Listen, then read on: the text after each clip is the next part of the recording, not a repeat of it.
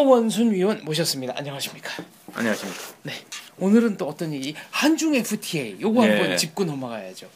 한중 FTA를 얘기하려면 우리가 그동안 중국 경제 얘기 좀 했고 네. 무수하게 얘기했던 국회 얘기를 하지 않을 수가 없고 예. 그런데 한중 FTA 얘기 잠시 하시죠. 그런데 네. 그 앞서 가지고 무슨 세금 얘기를 제가 잠시 하고 넘어 들어가야 네. 되겠습니다.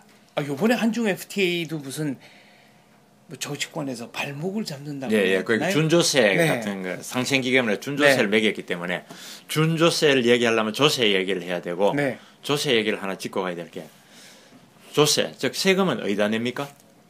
국가 정부에 국가에 내죠. 누가 냅니까? 사업자 모든 경제 활동을 하는 사람은 세금을 내게 되죠. 네, 국민도 국가에 내고 내는데. 뭐 회사도 내고 법인도 내고. 그렇습니다. 근데 우스갯소리로 세금을 어디다 내느냐면 우스갯소리로 사업자는 네. 낮에는 국가에 내고 네. 밤에는 조폭들에게 낸다는 말이 있습니다.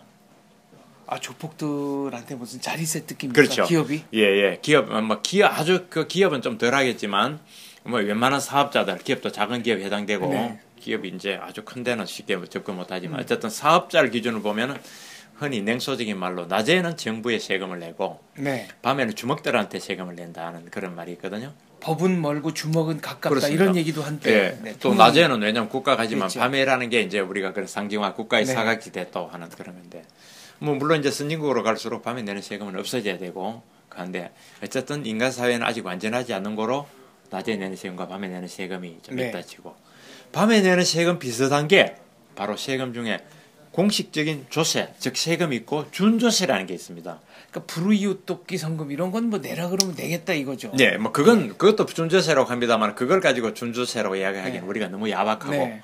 그거는 어느 정도 인정하더라도 예컨대 최근에 대통령이 앞장서서 청년 희망 펀드 만들자. 네. 또 얼마 전에 뭐 골목 상권 상생 발전 기금 만들자. 네. 뭐 이런 것들이 이제 준조세거든요. 안 돼도 되면 좋겠다. 또 각종 부담금 같은 것도 있고요. 네. 부담금 해가 뭐 환경 무슨 유발계다 부담금 개발 뭐 부담금 해가 이렇게 내는 게 굉장히 많은데 요번에 FTA를 처리하면서 이제 그러면 국회 선진화법 때문에 여당은 다수당이 돼놓고도 과반이 넘어서도 질질 끌려다닙니다. 네, 법안 통과 제대로 뭐, 예. 네, 못 시키고 그러니까 있죠. 이제 그걸 통과하는데 대통령이 나가면서 여당이 되고 신신당부하고 나갔잖아요. 파리 갔다 나 파리 출장 다녀올 테니까 빨리 FTA하고 마무리 지어라. 좀 지어 주십시오 하고 갔는데 하긴 해야 될 거 하니까 이제 딜을 하는 건데 여기에 저급한 법 거래가 생깁니다. 무슨 FTA하고 처리해 줄게. 그러면 야당이 그럼 우리 원하는 거를 이른바 끼워 팔기. 그렇습니다. 여기에서 제일 웃기는 거는 법이라는 건 각 개별 법이 독자적으로 그 고유의 목적, 합법성, 정책적 목표, 그다음 정당성, 철학 이런 걸 갖고 있는 겁니다. 네. 그래서 그 법이 개별적 법으로 맞으면 채택하고 아니면 버리면 되는 건데 우리는 시장 바닥에 저 시골의 시장 바닥에 물건 이거 사면 저거 끼워줄게 네. 하나 두 개 사면 하나 더 끼워줄게 이런 식으로 이렇게 되니까 그 고유의 법이 싸가리 뭉뚱덩해서 처리된다는 것도 우습지만 그렇습니다. 그래야 된다는 게 웃기는 네. 거예요. 하여튼 그게 문제가 있고 다른 하나는 이번에 그렇게 함으로써 야당의 주장을 받아들이고 FTA 비준안을 처리를 해야 이제 네. 우리가 그 비싼 대가를 치르고 한 한중 FTA 효과를 내니까요. 왜냐하면 TPP라는 일본과 미국 중심으로 해서 태평양 연안에 12개국이 하나의 공동체를 만드는데 우리가 그 끼지 못해 빠졌죠. 네. 빠진 것도 한중 FTA 한다고 빠졌던 거 아닙니까? 단순하게 얘기하면 그렇죠. 그렇게까지 해서 한중 FTA에서 우리가 효과를 봐야 되는데 해야 되니까 그 다급한 심정을 알고 야당이 한 게 농어촌 상생 발전 기금을 조성하자고 했습니다. 이게 명분은 한중 FTA가 되면은 상대적으로 가격이 저렴한 중국 농산물이 들어와서 이제 농어촌이 네. 피해를 농어업 종사자들이 피해를 많이 본다는 네. 거죠. 약간의 피해는 예상하는 겁니다. 그거 말까지는 맞고요. 그래서 그러나 우리가 공산품과 기타 서비스 이를테면 공산품만 아니라 서비스 뭐 한류 문화 드라마 중국에다 무관세로 혹은 낮은 관세로 더 많이 팔기 때문에 국가적 이득을 보고 하고 그런 게 있어 이미 그런 걸 정책에 반영되어 있는 겁니다. 농어촌 네. 지원하자고. 그런데 또 상생발전기금을 새로 만들자고 하면서 10년간 1조 원을 기금을 조성하겠다는 겁니다. 매년 1,000억씩. 그럼 매년 1,000억씩이죠. 그게 바로 아까 말한 제가 준조세 얘기하려고 긴 이야기를 했습니다. 준조세가 되는 겁니다. 매년 농어촌 상생발전기금을. 그런데 재밌는 것은 이걸 자율적으로 격출하는 겁니다. 조성하라는 겁니다. 아, 이게 말이 자율이지. 그렇죠. 자율 네. 안 되면 이제 제재가 있죠. 네. 그러면 자 한중 FTA가 체결됨으로 해가지고 수출이 어느 기업이 수출이 그 FTA로 인해 수출이 얼마나 더 늘어났고 하는 걸 정확하게 계산이 가능할까요? 계산이 불가능하죠. 제가 볼 그리고, 때는 네. 예, 어떤 업종에 아니면 어떤 기업에 네. 얼마만큼 적어도 그 효과로 더 늘어난지 계산도 어려울 뿐더러 네. 그렇게 쭉 나오면 그 많은 기업들의 그런 분담을 어떻게 해서 1조 1천억을 매년 만들 수 그렇습니다. 있을는지. 그리고 설령 어떤 특정 기업의 수출이 증가했다고 해도 네. 그게 영업을 잘해서 그렇게 된 건지 그렇습니다. 이런 거 계측이 안 되는 거 아닙니까? 예. 또 그다음에 그게 영원할 건지 올해는 좋았다 내년에 안 좋으면 또 어떻게 될 것이며 그렇습니다. 올해 상반기 좋았고 하반기는 안 좋았다면 그건 또 어떻게 계산하는지 그래도 매년 연말에 해서 내년까지 갈 때 이 복잡한데 어쨌든 뭐 정부는 아마도 제가 볼 때는 짐작한 아직 그까지는 안 나왔습니다만 정경련이 되고 알아서 당신이 총무니까 거두시오 할 겁니다. 총대 메고 알아서 거둬라. 예. 우리는 총액만 맞으면 예, 된다. 그렇죠. 예컨대 조폭들이 네. 어디 상가에 가서 이제 주먹들이 이렇게 영 불량하게 돌아다닙니다. 상가 번영회원이 총무에 들어가서 여기 우리 청년 여기 지켜줄 테니까 발전기금 1억 원 주시오.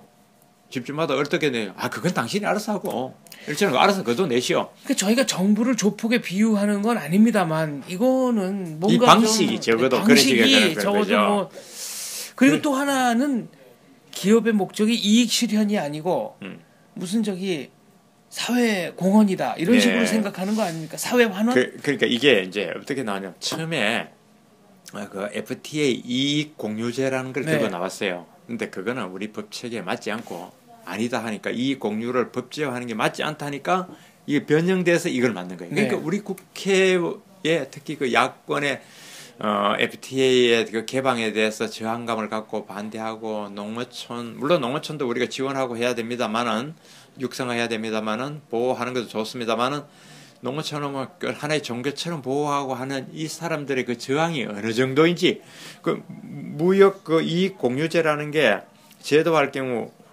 그거는 법규 우리 법 체계에 위반되고 안 된다고 하니까 변형된 게 이제 상생기금 만들기가 합니다. 그 지배하면 말도 못하는 거예요. 이 공유제도 그러면 손해 공유제는 왜 없냐 이거죠. 없죠. 손해 보는 기업이 손해 보면 그때는 이제 또 국민이 부담해야 된다는 거 아닙니까? 그렇죠. 같은 논리로 보자면 두 개를 동시에 주장해야 좀 앞뒤가 맞는 건데 그래. 문제는 우루과이 라운드 이후 그러니까 쌀 시장 개방이 된 게 95년도인데 네. 지금까지 농가 보조금 천문학적인 액수가 예, 뭐 들어왔습니다. 그걸로 나오면 끝도 없는 거고요. 그거를 농가 보조금을 일일이 나눠준다고 하면 훨씬 날 텐, 더 정말 그거 할 텐데. 그래서 그런 얘기 있거든. 옛날에 왜 건설 막 나올 때 건설족이라고 했듯이 농민들 그 주변에 있는 농민족들이 먹고 사는 거 아니냐는 비판도 나오거든. 실제 농민보다는 예, 농민인 척 했던 분들. 주변에 뭐 무슨 조합이니 협동조합이니 뭐 해가지고 이제 그것도 그 농업법인도 있고요. 뭐 그러니까 농민족이 있어요. 실제 농사를 네, 안 짓는 실제 분들.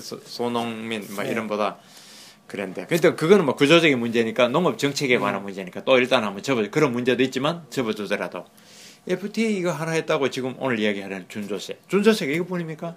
아까 말한 골목길에 또 상생기금 있죠. 청년희망펀드. 그다음에 뭐 박근혜 정부 들어서서 예배가 아닙니다. 창조 뭐 혁신센터인가 창조경제 혁신센터라고 만드는데 그 기업들이 각 하나씩 찢어준 거 아닙니까? 뭐 춘천에는 네이버 뭐 전주는 효성 광주는 뭐 현대 울산은 현대중공업 전국에 나오는 그런 것도 전부 다 준조세인데 이게 이제 다 합치면 우리나라의 그 조세 부담률이 제가 볼 때는 굉장히 올라갈 거고요. 조세 부담률이 높아간다는 것은 이 글로벌 경쟁 체제에서 굉장히 핸디캡을 안고 불리해진다는 얘기가 되는 거죠. 자유주의 시장 무역 경제와는 역행하는 거죠. 그렇습니다. 그래서 저는 이런 준조세에 대해서 우리가 너무 쉽게 생각하는 거 아니냐. 법 만드는 세금 걷기를. 기업은 내라 그러면 언제든지 내야 하고 또 낼 수 있는 존재라고 봉이죠. 생각하는군요. 봉이죠. 그러다 기업 망하면 누가 책임집니까? 그러니까 사실은 중세 시대 그 절대 왕조가 무너지는 게 세금 잘못 부과해가 무너지는 경우가 있습니다. 인두세 같은 거 함부로 했다가 그 절대 왕조가 무너지잖아요. 폴텍스 이런 거. 네, 큰일 난데. 근데 우리는 이제 이 세금을 너무 그거하고 이렇게 하면은 우선은 갈지 모르지만 기업들이 준조세하고 환경이 나빠지면 외국인들이 국내 투자를 안 옵니다. 그리고 발로 하는 투표를 하면서 기업 자체가 해외로 이전합니다. 그렇죠. 이전하죠.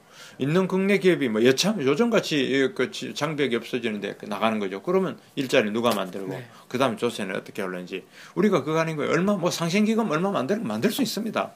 그걸 만들 수 있고 그걸 좋은데 쓰자면 좋은데 쓸 수도 있는데 그렇게 하나하나 만들어 가지고 전부 다 예를 들어 환경부는 환경기금, 노동부는 노동기금 만들고 산업부는 산업발전기금 만들고 문화체육부는 문화체육진흥기금 만들고 무수하게 만들어 가지고 다 해놓으면 과연 이 무거운 짐을 철갑옷을 입고 기업이 뛸 수 있느냐? 기업이 치고 쓰러지면 과연 이 나라의 세금은 내년 예산이 벌써 386조 7천억에서 1, 2천억 깎는다 치더라도 380 몇 조 되는데 이거 누가 어디서 세금이 돈이 나올 거냐? 이거 그리고 기업이. 그런 식의 기금을 누가 운영 관리하느냐? 그것도 문제죠. 그래서 운영 관리하는 분들 일자리는 늘어납니다. 예, 그 공무원들 역할은 커지는데 그 기금에 그 기금이 정부들은 이제 소위 말하는 주머니에 쌈짓돈이라고 생각하거든요. 이걸 농어촌 발전기금 매년 1,000억, 자 10년간 10조 만들었다. 자 이걸 누가 할지 모르지만 가령 농림부에서 관리한다. 네. 농림부에 관리팀이 또 하나 생기고 갑이 되는 겁니다. 이 돈 나눠주는 게 마치 지돈 나눠주듯이 관리 재단 이런 게 또 생기고 또 뭐 만들어지고 거기에 또 잘 보이려고 하고 뭐 우리가 무수하게 봐왔던 그 한국적 그 낡은 그 나눠먹기 네. 시스템과 갑질하고 관료 말 그대로 거기서 관료하고 저는 막 이게 딱 그 코스가 보이거든요. 이거 하나 만들면 누가 관리하고 누구 먹고 여기 잘 보이려고 참 아첨하고 또 그 주변에 얼씬거리는 사람이 있고 이 한국적 문화, 한국적 코스, 한국적 저비용의 어떤 현장 중세 그러니까 조선 시대만 해도 평민이 돈을 많이 벌면 그냥 데려다가 재산 다 토해낼 때까지 매우 쳐라 이런 거 아닙니까? 그렇죠. 매우 쳐라. 그때는 재판이 또 간단하죠. 매우 쳐라 하고 내 죄를 네가 알렸다. 네 죄를 알렸다. 그걸 한 가지 더 보태면 이놈들이 아직도 네. 다른 말 하지 않는다. 이 세 개면 재판을 다 그냥 끝내는 거죠. 네. 그거는 이성이 국가적 이성이 없던 근대 국가가 아니고 근대 그렇죠. 시민사회가 아니고 근데 지금은 우리가 근대 시민들이 모인 근대 현대화됐고 이성이 보편화된 시민사회 아닙니까? 그래서 좋은 의미의 공화국 아닙니까? 네. 조선시대 왕조처럼 그렇게 가서는 경쟁이 떨어지고 거꾸로 가는 거죠. 글로벌 사회에서 살아남기 어렵습니다. 예. 그래서 사실은 뭐 농가 보조금도 아까 말씀하신 말인데 지금까지 들어간 게 200조 원이 넘는다는 통계까지 나옵니다. 지금 우리나라 농가 해봤자 우리 인구의 뭐 7%밖에 안 남았는데 7%. 예. 경제 규모로 보면 한 3% 정도 아닌가요? 지금 그렇게 됐나요? 제가 얼마 전에 7% 봤는데 아마 더 내려갔을지도 네. 있겠군요. 어쨌든 그 한 자릿수로 내려간 지 한참 됐고 한데 근데 이게 문제는 어디 가느냐 이 돈이. 아니 문제는 200조를 투자했다 농가 보조금으로. 자 이것까지는 그러면 뭐 오케이라 쳐도 한국 농업이 이 돈에 해당하는 것만큼 국제 경쟁력을 회복했다. 이건 또 아니지 않습니까? 그 대목에서 부실이란 말을 경제적으로 정의하면 이렇게 됩니다. 이걸 말 부실이 뭡니까? 우리가 부실 모두가 알죠? 네. 경제종합 인풋 대비 아웃풋의 불균형이 있잖아요. 부실하고. 투입에 비해서 예. 네. 인풋 즉 투입은 이만큼 투입했는데 네. 아웃풋은 요만하다 부실. 네. 공교육을 위해서 대한민국 재정에서 돈을 이렇게 투입했는데 나오는 학생들의 실력이 이렇다. 투입에 비해서 예, 근데, 산출이 예. 적으면 네. 공공의료를 해서 돈을 이렇게 했는데 의료는 이렇다. 그러면 이게 의료가 부실하다, 네. 공교육이 부실하다는데 이 농업정책도 부실한 거죠. 근데 이 그래서 돈이 다 어디 갔습니까? 모르죠. 일부 남아있고 일부 사라지고. 네. 그런데 이런 중에서도 일부 농민이긴 하겠습니다만은 전농이라든가 뭐 일부 농민들이 또 도심에서 또 한판 네. 시위까지 벌이겠다 하니까 이 도무지 이 돈을 줘서 뭘 하게 하고 뭐를 하게 하는 데 쓰이는 건지.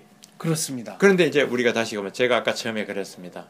유감스럽게도 FTA 이야기하면서도 또 국회를 비판하지 않을 수가 없다. 네. 이 국회에서 질질 끌어온 것도 잘못이고 그 여기다 준조시 하나 혹 붙여서 처리한 것도 잘못이고 그렇게 생떼서는 야당이나 그렇게 끌려가게밖에 안 되는 여당이나 예, 이 19대 국회는 이제 거의 끝나갑니다만 네. 끝나면서까지도 이렇게 참 지극히 아름다운 모습만 만들면서 물러나려고 합니다. 어떻게 보면 이번 국회가 역사에서는 가장 생산성이 떨어졌던 국회로 역사에 기록될지 모르겠습니다. 예.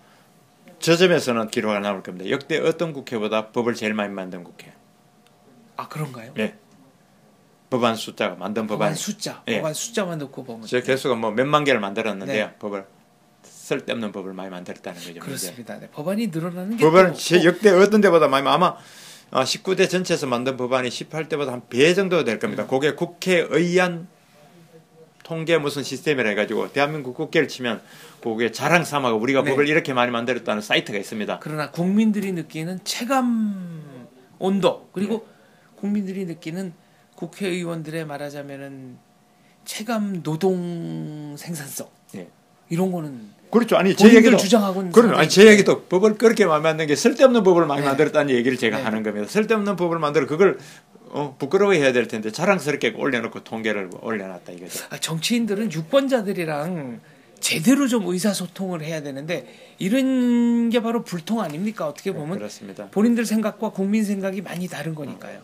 그러니까 참 아마추어 국회에 찌질한 국회가 이제 그렇게 또 막을 네. 내려가고 있습니다. 내년 4월에는 정말 투표 제대로 열심히 해야 되겠습니다. 장 대표님을 국회로 보내드리자. 저는 외모 경쟁력이 떨어져서 싫다는 사람 이런 사람을 국회로 보내드리자. 아닙니다. 하겠다고 막 하는 사람 저는 아니라고. 저는 국회보다 방송이 재밌어서 요거 계속 하고 이게 싶어요. 안 하려고 하는 사람일수록 저는 국회로 추천해드립니다. 방송 재밌습니다. 저는 네. 예, 네 말씀 감사합니다. 네.